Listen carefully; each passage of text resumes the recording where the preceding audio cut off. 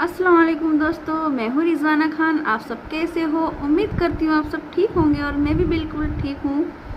तो आज मैं बात करने वाली हूँ अपनी पर्सनल लाइफ आपके साथ डिस्कस करूँगी मैं, क्योंकि कुछ लोगों के कमेंट आ रहे थे कि ऐसा आपके साथ क्या हुआ तो आपको ससुराल से निकाल दिया गया, कि मतलब ऐसे बहुत से कमेंट आ रहे थे कि आपको ससुराल में ऐसी क्या तकलीफ़ हुई। तो मैं आज आपको थोड़ी सी अपनी पर्सनल लाइफ की पूरी डिटेल तो नहीं बता सकती, लेकिन फिर भी मैं अपने मेन पॉइंट आपके सामने में रख सकती हूँ ताकि आपको भी पता चले कि मैं यहाँ पर जो बोल रही हूँ वो मैं सच बोल रही हूँ, मेरी कोई फेक स्टोरी नहीं है। तो बस आप लोग सुनना आगे कि मेरी लाइफ में मैंने क्या क्या स्ट्रगल किया है, मैं कितना स्ट्रगल करके यहाँ तक पहुँची हूँ। और मेरी लाइफ में कम झमेले नहीं हैं। मैंने बहुत कोशिश करी, अपने तरफ से मैंने बहुत कोशिश करी, लेकिन बात यही है कि मैं कुछ भी करूं उनको पसंद नहीं आता। चाहे वो मैं कितना भी अच्छा काम कर लूँ, कितनी भी अच्छी मैं उनके लिए बन जाऊं, लेकिन उन्होंने कभी मुझे ये नहीं कहा कि बेटा तुम सही हो। उन्होंने कभी यानी मुझे एक्सेप्ट नहीं किया। तो वो उन्होंने मुझे कभी खुल के बोला भी नहीं कि मैं तुझे पसंद नहीं करती हूँ कि ये, लेकिन उन्होंने कभी मुझे कभी एक्सेप्ट नहीं किया।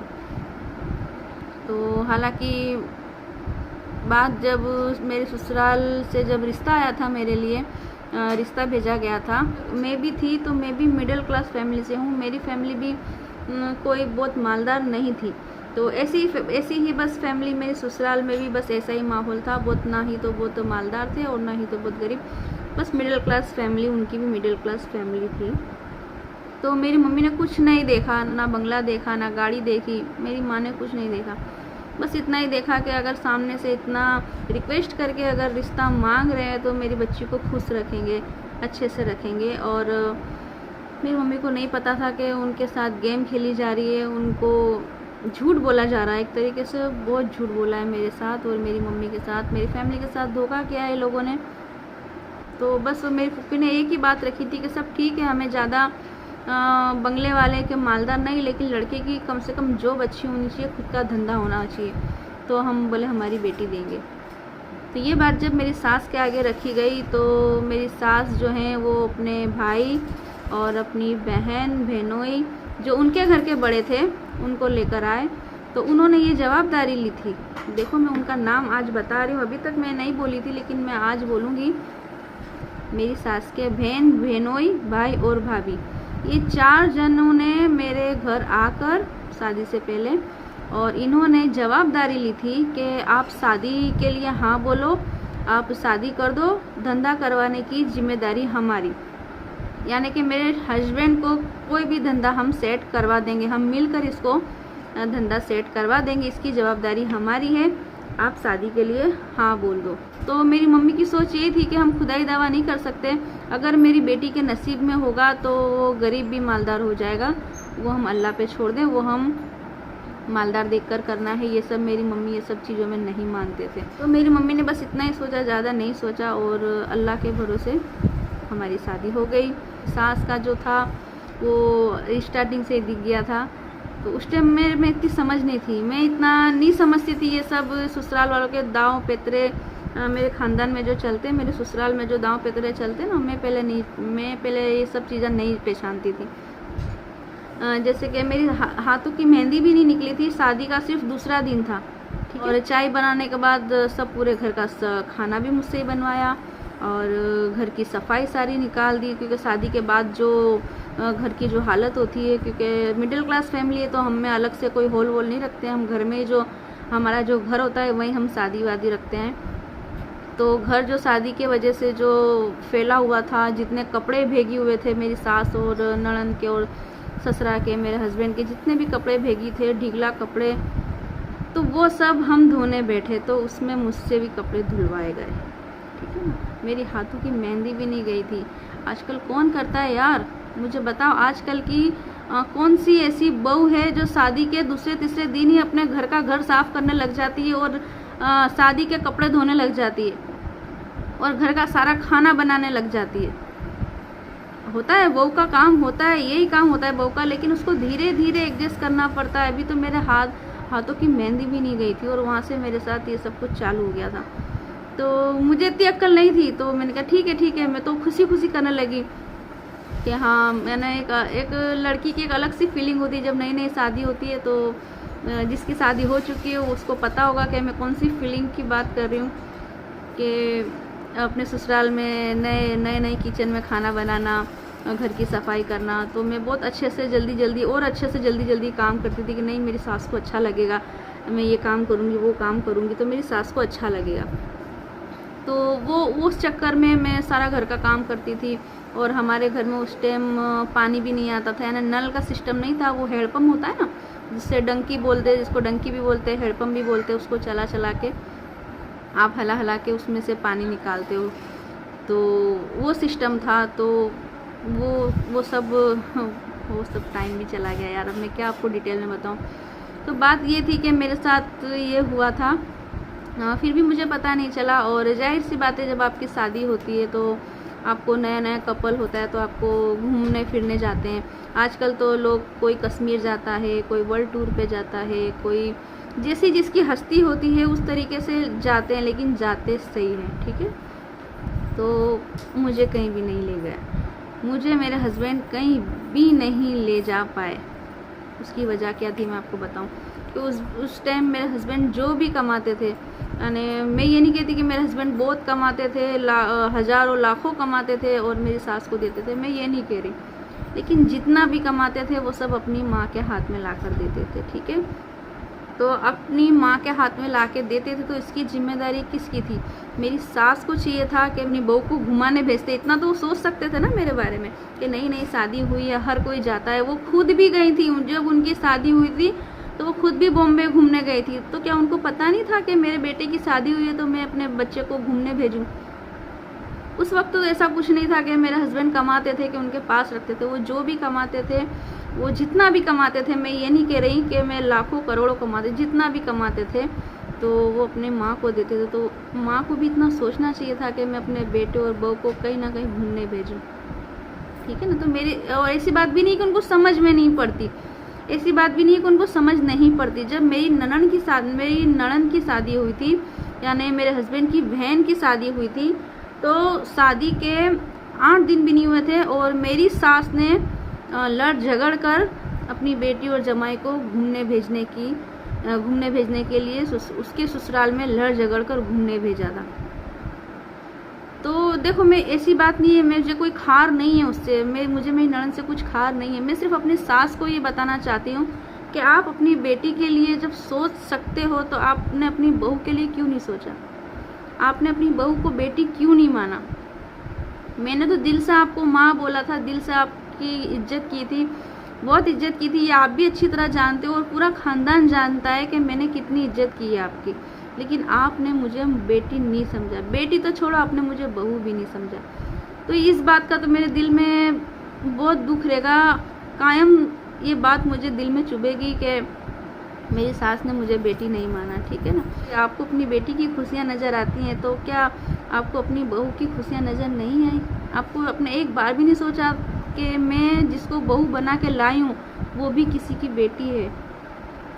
उसकी माँ ने भी कितने अरमान सजाए होंगे, अपनी बेटी की शादी करी तो कितनी उम्मीदें रखी होंगी आप लोगों से कि आप अपनी बहू को अच्छे से रखो, उनकी बेटी की इज्जत करो, लेकिन आपने तो कुछ नहीं सोचा।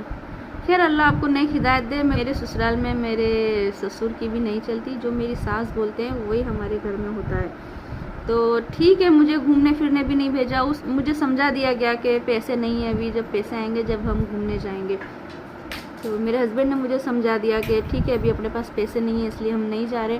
उस टाइम तो मैं समझ गई, मुझे इतना सब नहीं था। मुझे बस ये दिल में यही था कि मेरे हस्बैंड मुझसे बहुत मोहब्बत करते हैं, सच्ची मोहब्बत करते हैं और मुझे क्या चाहिए। और बस यही सोच के मैं अपना दिल बहला लेती थी। लेकिन बाद में समझ में आया कि लोग गेम खेलते हैं, ससुराल वाले जो होते हैं ना वो गेम खेलते हैं। मेरे साथ भी ऐसी ही गेम खेली गई है। तो नई जब शादी हुई थी तो कुछ भी वार त्यौहार होता था, जैसे ईद आती थी या बकरा ईद आती थी, तो मुझे मेरे ससुराल से कभी भी एक रुमाल जैसा भी नहीं दिलाया गया। मेरी सास ने कभी भी मुझे एक सूट जैसा भी नहीं दिलाया। साथ में हमारे ख़ानदान में साथ में दूसरों की भी शादी हुई थी। मेरी खाला सास, मैं ससुराल की बात कर रही हूँ, मेरी खाला सास के छोकरे की शादी हुई थी, एक चाचा ससुरा की लड़की। तो वो सब नए नए कपल थे, तो वो कोई कहीं घूमने जाता था, कोई कहाँ जा रहा है, कोई पिक्चर में जा रहा है, कोई उधर जा रहा है, कोई उधर जा रहा है। तो वो मेरे हस्बैंड देखते थे, कहीं ना कहीं उनको समझ में आया कि यार मैं तो अपनी औरत को कहीं भी नहीं ले जाता, मैं अपनी वाइफ को कहीं भी घुमाने नहीं ले जाता, और सब नई नई शादी हो रही है, सब घूम रहे फिर रहे। तो ये बात लेकर के मेरे हस्बैंड ने अपनी मम्मी से बात की, तो वो बात के लिए भी बहुत लड़ाई झगड़ा हुआ। सास ससुर जो होते हैं उनके पास क्रेडिट होता है बहुओं को इल्ज़ाम देने का, बहुओं को जुल्म करने का, उनके पास सर्टिफिकेट होता है क्योंकि वो सास हैं। लेकिन मैं बहू हूँ, इसलिए मुझे हर बार सुनना पड़ता है, हर बार सब कुछ बर्दाश्त करना पड़ता है, क्योंकि मैं एक बहू हूँ। मैं एक बहू हूँ, इसीलिए शायद मुझे ये सब सुनना पड़ता है। ये जब स्टार्टिंग में हमारी शादी हुई थी तो उस वक्त मेरे हस्बैंड भी मेरी नहीं सुनते थे। उनको कदर तो थी, वो देखते थे, लेकिन कहीं ना कहीं मैं बोल सकती हूँ मेरे हस्बैंड के कच्चे कान बोलते हैं ना, इस तरह के। तो उनको कोई भी चढ़ा देता था, कोई भी कुछ बोल देता था, तो वो हिसाब से वो मेरे साथ लड़ते थे, बिना वजह लड़ते थे। वजह कुछ भी नहीं होती थी और मुझसे लड़ते थे, तो बहुत लड़ाई होती थी हमारी। और बार बार मुझे घर बिठा दिया जाता था। और फिर मेरी मम्मी मिन्नतें करती थी मेरे हस्बैंड से कि तुम मेरी बेटी की लाइफ बर्बाद मत करो, आखिर तकलीफ़ क्या है, ये है वो है। तो उस वक्त बहुत अलग मंज़र था। तो मुझसे साबुन छुपा दिया जाता था, शैम्पू की क्या औकात है, 2 रुपये का पाउच आता है एक शैम्पू का। तो वो शैम्पू के पैसे भी मेरे पास नहीं होते थे कि मैं शैम्पू मंगाऊं। तो अगर मेरे सास से मैं मांगूं कि मम्मी मुझे 2 रुपये दो ना, शैम्पू लाना है, तो मुझे क्या जवाब मिलता था पता है? कि अपने धनी से ले लो। उनकी ज़ुबान में मैं बता रही हूँ, अपने धनी से ले लो, तुम्हारा धनी मुझे कमा के नहीं देता तो मैं तुम्हारी हर ज़रूरतें पूरी करूँ। ये जवाब मुझे मिलता था। तो मैं रोती थी क्योंकि मुझे ये सब चीज़ में मैंने कभी ऐसी लाइफ देखी ही नहीं थी। ना मेरे घर में मेरी मम्मी पापा कभी लड़े, ना मेरे भाई भाभी कभी भी इस तरीके की लड़ाई मेरे घर में नहीं हुई है। तो वो सब नवा देखकर मैं घंटों रोती थी, बहुत रोती थी। अपना आपको कमरे में बंद करके मैं घंटों रो करती थी, लेकिन मुझे ना ही तो कोई समझाने आता था। और मैं अपनी मम्मी को भी नहीं बोलती थी क्योंकि मेरी मम्मी का दिल मुझ में बहुत था।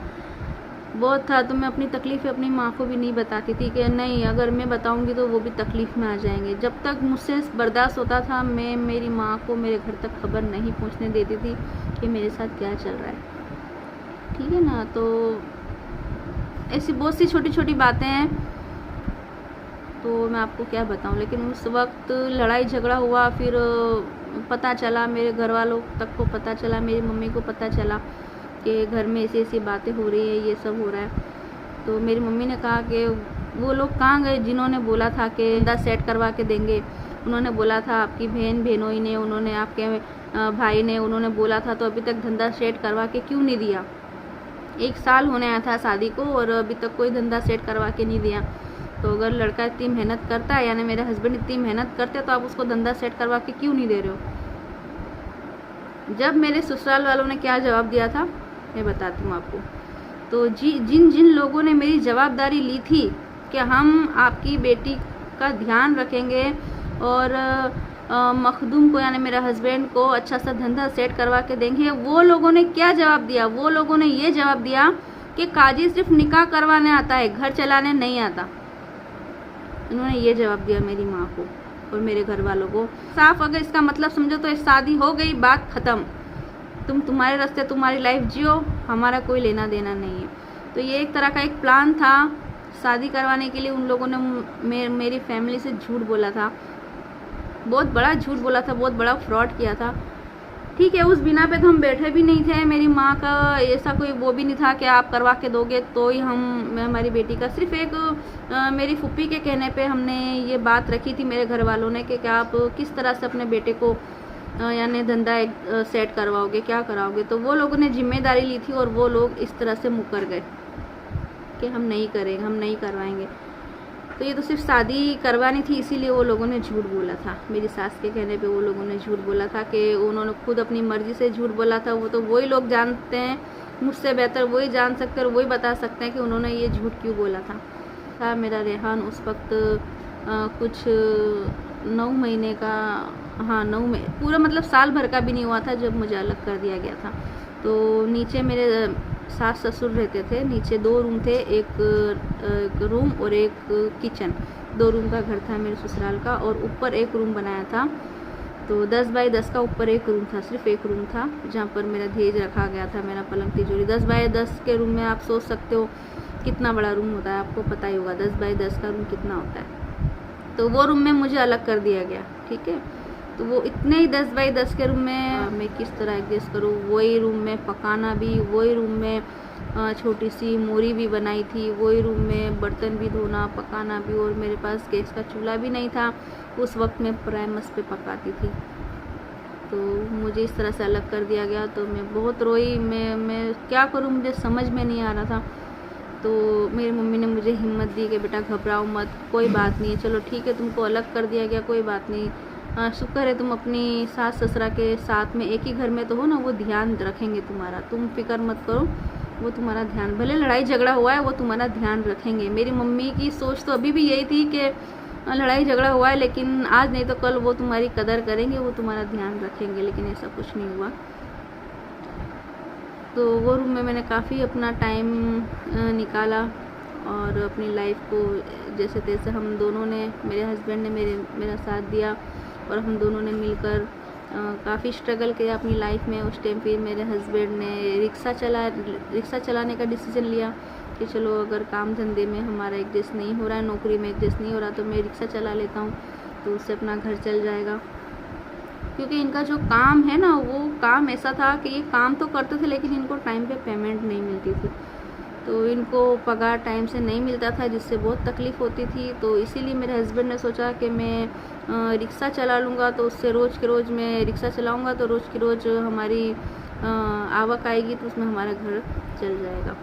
तो यही सोच कर मेरे हस्बैंड ने रिक्शा चलाई और हम दोनों ने काफ़ी स्ट्रगल किया, और मेरी मम्मी ने मेरा फुल सपोर्ट किया। मेरी मम्मी मेरा ध्यान रखते थे, जैसे कि कभी मैं उस टाइम प्राइमस पे खाना बनाती थी। प्राइमस होता ना छोटा सा, वो एक इतना पीतल का छोटा सा, बस इतना सा प्राइमस था मेरे पास पीतल का, तो उस पर मैं खाना बनाती थी। तो उस टाइम केरोसिन के पैसे भी नहीं होते थे मेरे पास कि मैं प्राइमस में केरोसिन डालूँ और खाना बनाऊँ कभी इस तरह। तो क्योंकि अगर आप घर का सामान लेने जाओ तो केरोसिन रह जाता था लाने के लिए, अगर मैं केरोसिन ले लेती थी तो घर का सामान रह जाता था, क्योंकि घर के सामान में सब मुझे एडजस्ट करना पड़ता था। और रोज़ की रोज़ आवक में, यानी कि 200 रुपये उस टाइम मेरे हस्बैंड कमाते थे, मान लो 500 रुपये कमाते तो 300 रुपये रिक्शा का किराया चला जाता था और 200 रुपये बचते थे रोज़ के। तो वो 200 रुपये में मुझे पूरा घर चलाना होता था। उसमें रेहान का दूध भी और हमारा खाना, सब्जी, तरकारी, सब मुझे, मतलब 200 रुपये में दवा, अगर रेहान बीमार, छोटा था, रेहान को सर्दी बहुत हो जाती थी, अक्सर वो बीमार रहता था, तो उसमें दवा भी लाना। तो ये सब कुछ अल्लाह का शुक्र है, लाख लाख शुक्र है कि मेरी मम्मी ने मुझे ये सब कुछ सिखाया है कि हम कम पैसे में भी किस तरह एडजस्ट करके लाइफ को चला सकते हैं। घबराना नहीं है। मेरी मम्मी ने हर कदम पे मेरा साथ दिया और मुझे सिखाया कि तुम घबराओ मत। अगर आज तुम्हारे पास पैसे नहीं है, अगर आज तुम्हारे पास नहीं आवक इतनी नहीं है, तो तुम घबराओ मत, अल्लाह पे भरोसा रखो। और गरीबी तो हमारे हुजूर को भी पसंद थी, तो इस पर कभी भी नानम नहीं करना। ये मेरी मम्मी हमेशा मुझे समझाते थे कि बेटा गरीबी को लेके कभी भी अपना दिल छोटा मत करना। आज तुम्हारे पास दुख है तो कल सुख आएगा। तुम गरीबी को लेके कभी भी अल्लाह से नाराज़गी मत जाहिर करना कि मैं गरीब हूँ, क्योंकि गरीबी तो हमारे नबी को भी पसंद थी। तो वो बात हमेशा मेरे जहन में रहती थी और अल्हम्दुलिल्लाह अभी तक मेरे जहन में वही बात है। मैं गरीबी को लेके कभी भी मेरे दिल में वो नहीं हुआ कि अल्लाह तुमने मुझे क्यों नहीं दिया, उसको इतना दिया, वो बात नहीं है। बात सिर्फ इतनी, मुझे दिल दुखता है मेरा कि जो लाइफ मैंने अपने ऊपर तो हर दुख मतलब बर्दाश्त कर लिए, लेकिन जब मेरी औलाद पे इस तरीके के कोई भी दुख का मैं सोचती भी हूँ तो मेरा दिल बहुत दुखता है। मैं नहीं चाहती कि जो लाइफ मैंने और मेरे हस्बैंड ने जी है वो लाइफ मेरे बच्चे जिए। तो बस यही कोशिश में लगी रहती हूँ और मेरे हस्बैंड भी कहीं ना कहीं यही कोशिश में लगे रहते हैं कि हम अपनी लाइफ जो हमने जी है, अल्लाह का शुक्र है, जैसी भी जी अल्लाह का शुक्र है, लेकिन हम अपने बच्चों के लिए वो लाइफ नहीं चाहते। बस अल्लाह हमारे बच्चों के नसीब अच्छे बुलंद बना दें और मैंने अपनी लाइफ में काफ़ी स्ट्रगल किया है, मैंने अपनी लाइफ में बहुत कुछ झेला है, बहुत कुछ देखा है। तो ये बातें अब समझ में आती है कि जितना गुनहगार जुल्म करने वाला होता है ना, उतना जुल्म सहने वाला भी गुनहगार होता है। तो उस वक्त मुझे अक्ल नहीं थी, मुझे समझ नहीं थी, मैं बस अलग ही अपनी लाइफ को अलग ही तरीके से सोचती थी। तो मैं अंदर ही अंदर घुट घुट के मैं इतना डिप्रेशन में चली गई थी कि मैं पागल सी हो गई थी। मैं हर वक्त गुमसुम रहने लगी थी। मैं सोच सोच के मैं बहुत अपनी लाइफ को मैंने डिस्टर्ब कर लिया था, अपना माइंड डिस्टर्ब कर लिया था, डिप्रेशन में चली गई थी। तो फिर मेरी मम्मी ने और मेरे हस्बैंड ने दोनों ने मिलके मेरी दवाइयाँ कराई और मुझे नॉर्मल पोजीशन पे लाए, समझाकर दवाई खिलाकर समझाकर प्यार से उन्होंने मुझे हैंडल किया, मेरे हस्बैंड ने और मेरी मम्मी ने, और मुझे नॉर्मल पोजीशन में लेकर आया। धीरे धीरे हिम्मत आई मेरे में भी। फिर मैंने भी सोचा कि ठीक है, जिसको जो बोलना है बोलता रहे, लेकिन अब मैं अपने बच्चे के लिए जीऊँगी। अब अपने बच्चों के लिए बस मैं अपने बच्चे के लिए हिम्मत रखूँगी। तो मैं ये बोलती थी, लेकिन अंदर ही अंदर मैं बहुत घुटती थी, मेरा दिमाग बहुत डिस्टर्ब होता था। तो कितनी भी बड़ी प्रॉब्लम आई, कितने भी लड़ाई झगड़े हुए, लेकिन मैंने कभी अपने तरफ से अपने हस्बैंड को नहीं कहा कि मैं तुम्हारे साथ नहीं रहूँगी कि, लेकिन मैंने अपने हस्बैंड को कभी भी नहीं छोड़ा, कभी भी नहीं छोड़ा। अगर दूसरा कोई होता तो मैं दावे के साथ कह सकती हूँ कि ऐसे ससुराल में कोई भी लड़की नहीं रह सकती जो ससुराल में मैं रही हूँ, कोई भी नहीं रह सकती, इतना मैं दावे के साथ बोल सकती हूँ। और ये बात मेरे हस्बैंड भी अच्छी तरह जानते हैं, क्योंकि उनको भी आंखों से दिखता है, अंधे नहीं है, उनको भी आंखों से दिखता है कि क्या सही है और क्या गलत है। तो आज मेरे साथ है, लेकिन आज भी कभी कभी मैं डरती हूँ, बहुत डरती हूँ, क्योंकि आज भी कभी कभी ऐसी बात नहीं कि हमारी लड़ाई नहीं होती, आज भी कभी कभी हमारी लड़ाई हो जाती है। मेरी और मेरे हस्बैंड की लड़ाई अभी भी हो जाती है, लेकिन बस वही सोच के मुझे थोड़ा सा डर लगता है कि मैं यार जिसके भरोसे, जिसके सहारे मैं जी रही हूँ, अपने हस्बैंड के साथ खड़ी हूँ, लोगों के बातें सुन के, लोगों के ताने सुन के, हर चीज़ सुन के मैं अपना हस्बैंड का साथ दे रही हूँ, उनके साथ खड़ी हूँ। अगर वही मुझसे लड़ेंगे, अगर वही मुझे घर से निकाल देंगे तो मैं कहाँ जाऊँगी, मैं कहाँ जाऊँगी। तो और क्योंकि अब तो मेरी मम्मी भी साथ नहीं है, क्योंकि मेरी मम्मी भी ऑफ हो चुके हैं, मेरी मम्मी भी गुजर गए, तो मैं बिल्कुल अकेली हूँ। यानी इसलिए मुझे समझाते थे, जो मुझे समझते थे, तो वो भी नहीं है मेरे साथ। अब मेरे साथ अगर अभी देखने जाओ तो अभी फ़िलहाल मेरे हस्बैंड के सिवा और अल्लाह के सिवा मेरा कोई नहीं है जो मुझे सपोर्ट कर सके, जो मुझे संभाल सके। तो आज भी कभी कभी मेरे हस्बैंड मुझसे लड़ते हैं तो मैं रोती हूँ, मैं डिस्टर्ब हो जाती हूँ। अगर ये मेरे हस्बैंड मुझसे रूठ जाएंगे, अगर ये मुझसे लड़ेंगे झगड़ेंगे, तो मैं कहाँ जाऊँगी, मैं किसके पास जाऊँगी, मैं किसको बोलूँगी, क्योंकि अब तो मेरी मम्मी भी नहीं है। दुआएं करते थे हमारे लिए, लेकिन अब वो साया भी हमारे सर से उठ गया। अब हमारा कोई नहीं है, अल्लाह के सिवा हमारा कोई नहीं है जो हमारे लिए दुआ करे, जो हमारे हक़ में दुआ करे। क्योंकि जो मेरी सास है, वो तो जब उनके बेटे की खुशी नहीं देख पा रहे, अपने बेटे का नहीं सोच पा रहे, वो दुनियादारी में इतने मशगूल हो गए हैं। मेरे साथ क्या होना है क्या नहीं होना है, मैंने अपना सारा पूरा जो अपना मामलात है सब अपने रब पे छोड़ दिया है। अब मेरा रब मेरे साथ जो करना चाहे वो करेगा, ठीक है ना। तो जब मैंने अपने बंदों से कोई शिकायत नहीं की, तो फिर मैं अल्लाह से बस इतनी ही दुआ करूँगी कि या अल्लाह तुम मेरे मामलात पे गौर फरमाना और मेरी सारी परेशानियों को दूर करके बस मुझे कामयाब कर देना, मेरे बच्चों के लिए मुझे कामयाब कर देना, बस और मैं कुछ नहीं चाहती। बस इसी के साथ अपना व्लॉग यहीं पे एंड करती हूँ। हो सके तो मेरी चैनल को सब्सक्राइब कीजिएगा, मुझे सपोर्ट कीजिएगा, मेरी वीडियो को शेयर और लाइक ज़रूर कीजिएगा, और मेरे हक़ में दुआ करना मत भूलिएगा। प्लीज़ मेरे लिए दुआ करना और मेरी चैनल को सब्सक्राइब ज़रूर करना। अल्लाह हाफिज़।